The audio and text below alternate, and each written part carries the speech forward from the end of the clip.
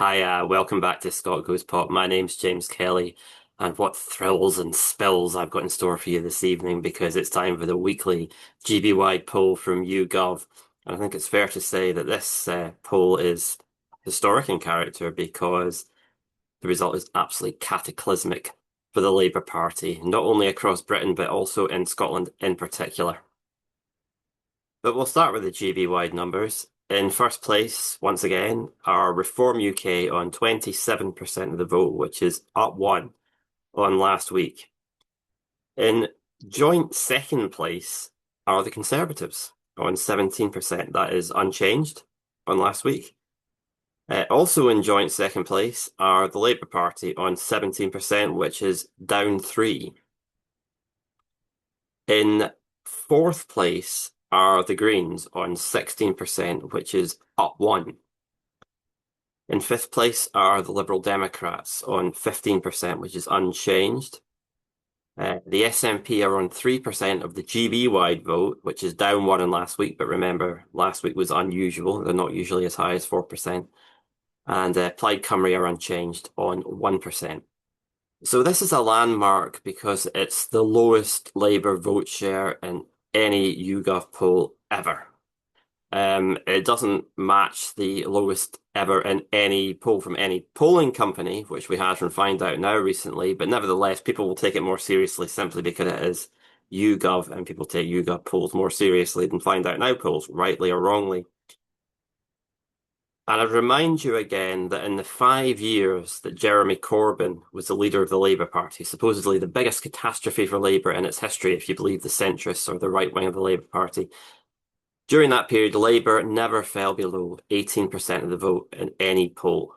A lot of the time they were in the 40s or the 30s, but even at Jeremy Corbyn's absolute lowest point, they never fell lower than 18%. But now the Labour Party, under Keir Starmer, the supposed messiah who was going to turn things around, after the Corbyn period, they are on just 17% of the vote. And effectively, as many people have pointed out about this poll, there is effectively a four-way tie for second place. You've got the Conservatives, Labour, the Greens, and the Liberal Democrats all hovering in the sort of 15 to 17% range, which because of the margin of error, you can't really see who is actually in second place. And it is in theory, equally probable that any of those four parties could emerge to become the main challengers to Reform UK at the next election. Which of them will actually do so? Well, you would assume Labour would do so because, history and tradition are a big pool and just the credibility of people knowing that Labour have consistently been one of the two largest parties for the last 100 years. But sometimes yo-yos break. Sometimes midterm unpopularity doesn't heal itself, and sometimes if another party steals a march on you, you don't get it back. And we know the momentum is with the Green Party of England and Wales under Zach Polanski at the moment. And if the Greens could just get ahead of Labour for a good sustained period and build up that credibility, then we could be in very interesting territory indeed.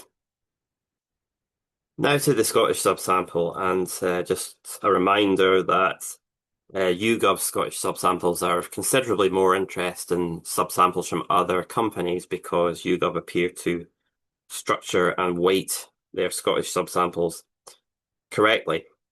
In first place, of course, we have the SNP on 35% of the vote. It's not as good as last week, but last week was unusually good. And, I've said a number of times that the SNP seem to oscillate between the low 30s and the high 30s in these subsamples. And well, they're right bang in the middle this time, 35%, so that is perfectly good.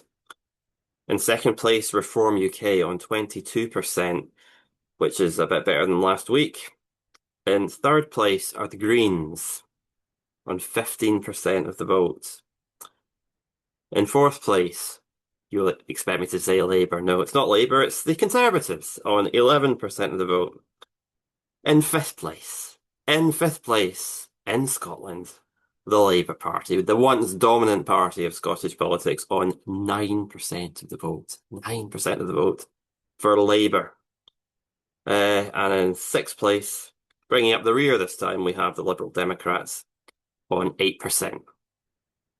Now, of course, as a highly responsible polling analyst, I would strongly advise everybody to avoid doing anything so daft, so monumentally stupid as to attempt a seats projection based on a mere subsample.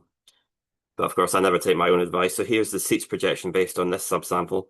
The SNP have 48 seats. This is Westminster, of course. That's up 39 on the last election. In second place are the Liberal Democrats on 5 seats. That's down one for them.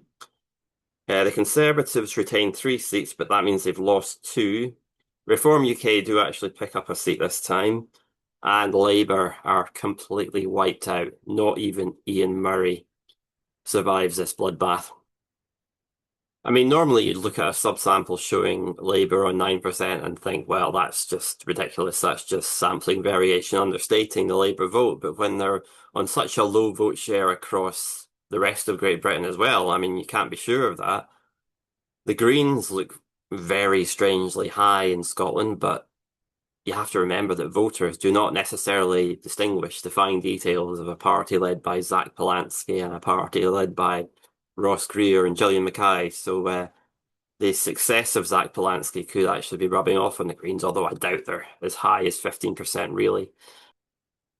But nevertheless, very good news for the SNP. Any sort of lingering suggestion that Labour are credible challengers to them in the Holyrood election, which is only about 6 months away now, is looking fanciful in the extreme, no matter how many videos Anna Sarwar pumps out trying to say that the SNP are knackered. I don't think that's really washing with anyone at the moment. Anyway, that's it for now. But if you're enjoying these videos, please subscribe to my YouTube channel. And oh, yeah, yeah, yeah, yeah, yeah, yeah, you got it, Stu. Make mine a duck.